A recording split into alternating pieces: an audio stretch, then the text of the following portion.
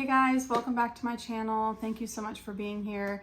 So today I wanted to do a little bit of an update video. I just recently hit my 6 months sober. Yay, super pumped up about that. But also this is not the first time I have been to 6 months. I've been here a couple times before, and the actual last year I got to 6 months sober and right after I relapsed. So I want to talk about that, and I want to talk about, the signs that maybe a relapse is coming. I want to talk about how we can bounce back after a relapse. And then I also want to talk about, how life is at 6 months sober, what improvements I've noticed, overall quality of life, is it worth it being sober? And so we're gonna go ahead and get right into it. Okay, so let's jump right into some of the positives of being at 6 months sober. Life is so much more calm and level. When you're drinking, you're in a constant fluctuation of highs and lows, because when you drink alcohol, you get that instant dopamine rush and you're like, woo, yeah, life is great, life is awesome. And then you have the hangover in the morning and you're like, oh my gosh, I hate myself, shame, guilt. You feel physically so awful. At 6 months sober, I honestly have to remind myself of the agony, because life is so good, and every day I wake up and I feel great. You almost forget what those hangovers are like when you get to 6 months sober, and that's something that I have to remind myself of, because I've noticed, like I said before, 6 months is when I start to get that, maybe I'll drink again. And you really have to squash that, because, at 6 months, you're not dealing with the things that you're dealing with when you're, freshly getting sober, a week sober, a couple days sober, 1 day sober. When you're still in those early days, you are dealing with the anxiety and the cravings and, the consequences of your actions possibly. Maybe you got a DUI, maybe you ruined a relationship, maybe you embarrassed yourself online, drunk or something. When you're at 6 months, all those things, for many people, and for me, anything that was really, anything I was really struggling with in the early days have dissipated. And, your sleep is back and you have better habits, you've formulated healthy coping mechanisms. If you're stressed, you don't instantly think, glass of wine, a beer, or, you have other ways of dealing with stress.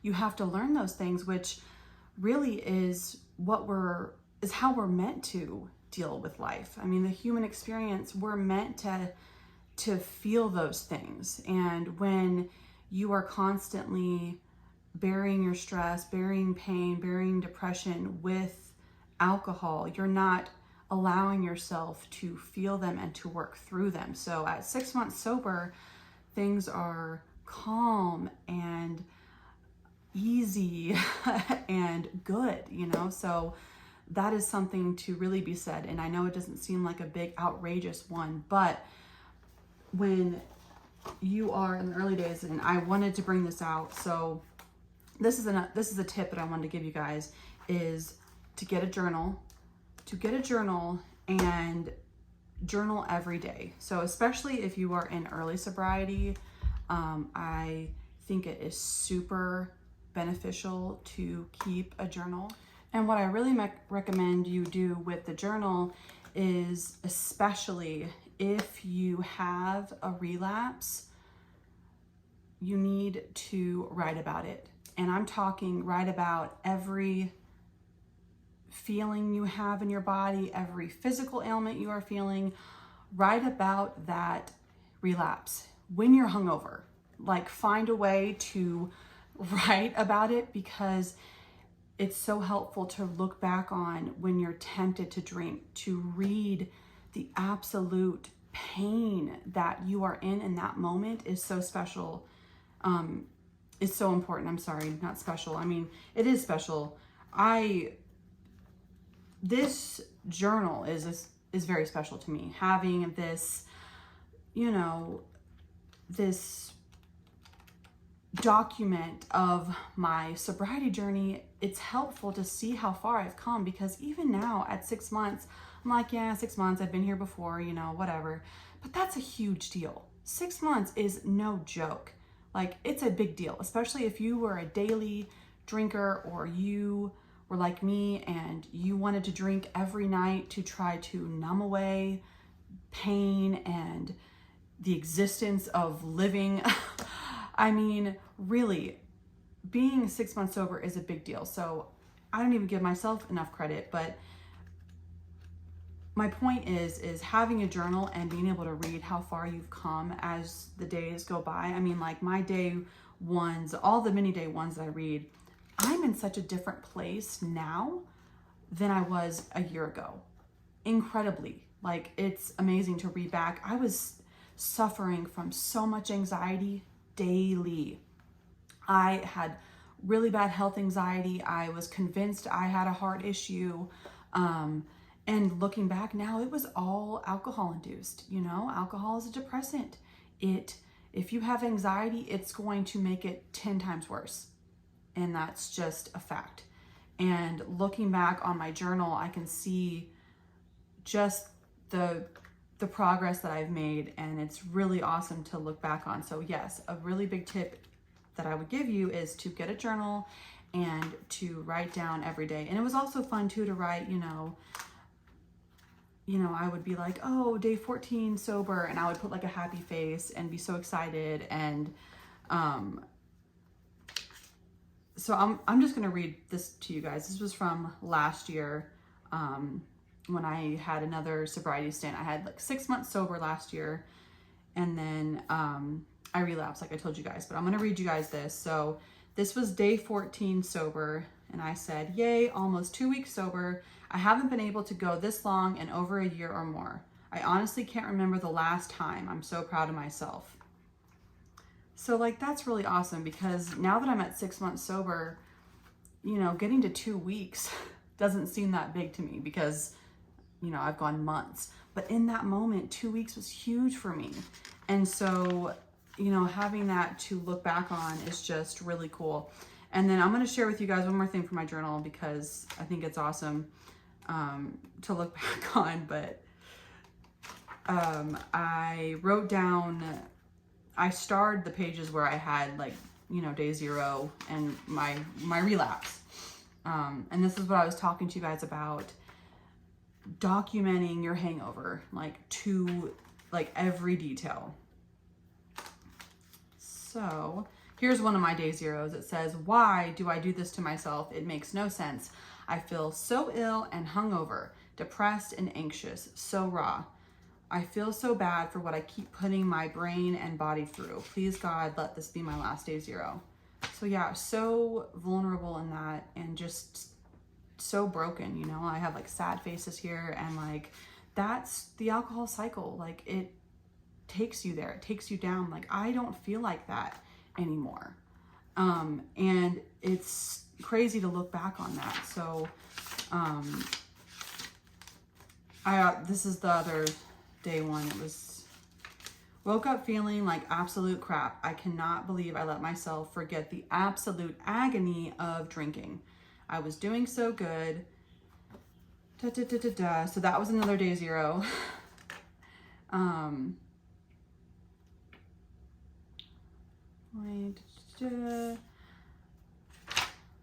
Yeah, so get yourself a journal and document the days, document your hangovers, and just when you're tempted to drink, you'll have something to look back on, and you can see your evolution, because it is a journey. And, you know, many of us, we have relapses, and you know, you don't lose your sober time. You learn something every time you have a period of sobriety.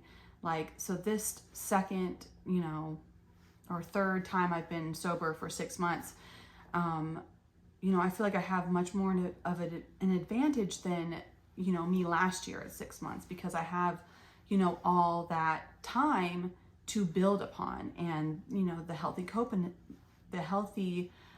coping mechanisms that I've learned along the way are still with me. So, you know, when you do relapse, you can bounce right back and use those things that helped you to get that sober time in the first place. And the next thing that I wanted to get into is the things that have been working for me in sobriety, and you know, any struggles I've been having. But the things that have been working for me is just really being proud of my sobriety.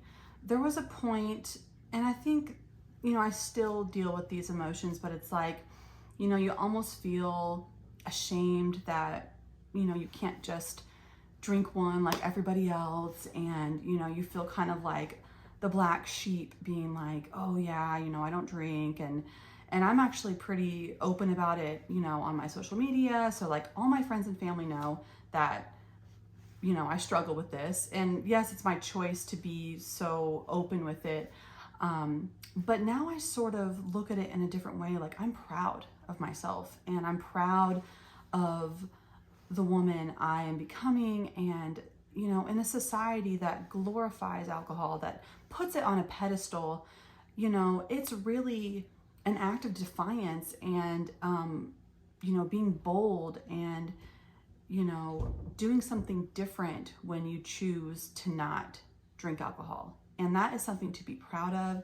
And I'm really, you know, finding myself leaning more into that and leaning into being proud and, you know, being loud and proud about my sobriety and just unapologetically okay with that. And I really feel like that is a better place to be, in that empowered state with your sobriety, than being like, you know, hush hush about it and, you know, feeling shame and guilt. And, you know, just own it. Like, own it and be proud, because it is badass and it's not easy and it's awesome. So own your sobriety. That is a tip. You know, that is something that's really working for me, is being loud and proud. And, you know, also that's a great way to keep yourself accountable as well. Like, telling everybody on social media might not be for you, but because I've done that, you know, there's definitely a level of accountability, because everyone knows that, like, I don't drink. So I can't just be like, oh, you know, I'll just have one. Like, no, people will be like, excuse me, you know? So there's that level of accountability, which I think is great. You know, like, we need all the tools we can, because it's not easy. And we all know that that little voice in our head will start, you know, talking again and saying things like, oh, why don't you just have one? And so we need to have all the support we can. So if, you know, people knowing about it helps keep you on track when you are having a vulnerable moment, then so be it.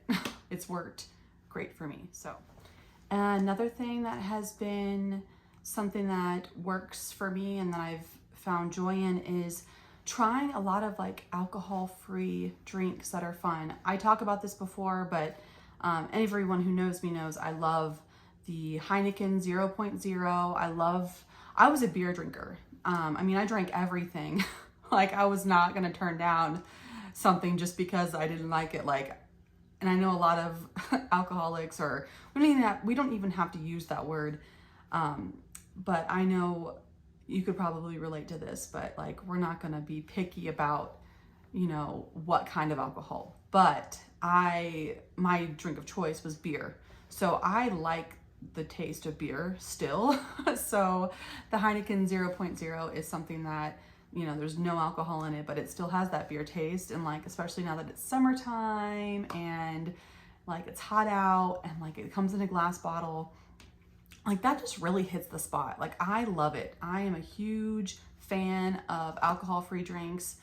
So that's one of them I like. I also do a lot of the seltzer waters. I have those on deck always. I think that's a really big thing to know, is make sure you have a lot of different fun drinks on deck. You know, that way if a craving does strike, you know, you have something that you can go and get.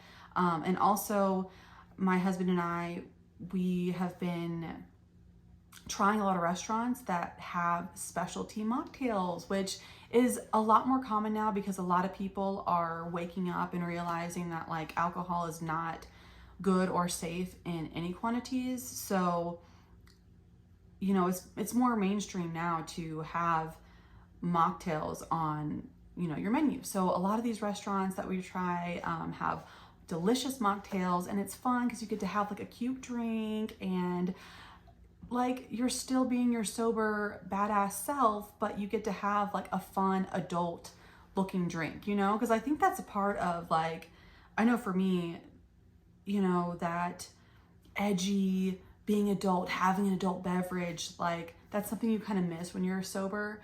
But you can really replicate that with the Heineken Zero, with the beer bottle, and like, you know, a cute mocktail. Like that still gives you that feel of I'm an adult, I'm having a fun drink, I'm in a bar, and it's fun, and it's not going to make you hate yourself in the morning. It's not going to give you that crippling anxiety and depression where, you know, you don't see the point in, you know, waking up in the morning.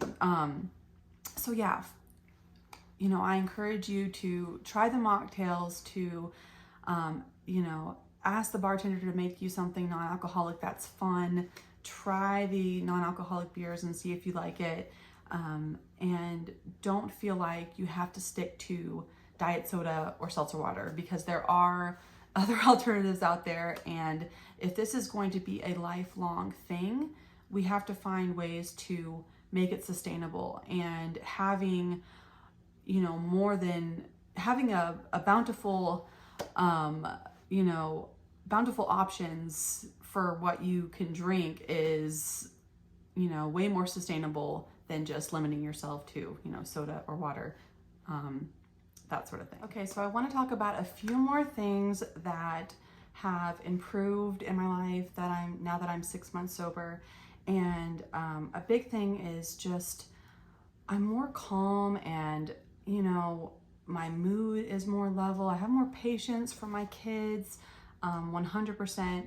You know, you really don't realize even a few drinks a night, you know, and especially when you're in your 30s, the hangover is still there, you know, even if you only have a couple drinks, and that really, that impacts your overall sense of well-being. And, you know, it could possibly make you more short with your kids. And, you know, I've obviously still have my moments, but I feel like overall I'm a much more calm and just level, and, you know, spirituality. I'm more in tune with my intuition, and, you know, it's easier to maintain a healthy weight when you're not over consuming with all those empty calories. And when you don't have hangovers, you know, you don't miss your exercise. You know, I have a really good habit with exercising now. I'm definitely physically in a much healthier state than I was when I was drinking daily. You know, I can see it in my face. I know a lot of people will talk about this, but when you're a daily drinker, you know, you have a lot of bloating in your face, and you can see it. And, you know, again, weight is just a lot more manageable when you're not drinking alcohol. And, you know, relationships are just better overall. Like, life is so much better, and I really hope that you will, you know, continue on your sobriety journey, or if this is your day one, you know, consider, you know, making it day 2, making it day 3, and just see how you feel, because it really is an absolute game changer. And I know most people, myself included, you know, the only regret is that I wish I would have done it sooner. And I wish I would have stuck to it sooner, because, you know, I've been on a sobriety journey now for a few years, and, you know, it's always kind of been in the back of my mind. I've always known that it was what was best for me. But, you know, knowing what's best for you and actually following through are, you know, two different things. And sometimes it's easier to pick the instant gratification of alcohol making you feel better. And I was kind of stuck in that cycle for a while. And, you know, I look back on that woman that I was, and, you know, I feel compassion for her, and I you know, have nothing but love for her, because that journey was what, you know, I needed to get to where I am today. And I really hope that you found some inspiration and some tips. Again, get you a journal and journal your days, journal your sobriety journey, so that you have something to look back on, because this really is a special journey. And, you know, not everyone goes through this, you know, not everyone has this, you know, transformation, this transformative experience through, you know, overcoming something like this. But, you know, it could really help you to look back and see your journey through a journal. So I hope you guys enjoyed. Until next time, I love you guys. Take care, and I'll see you again soon. Bye.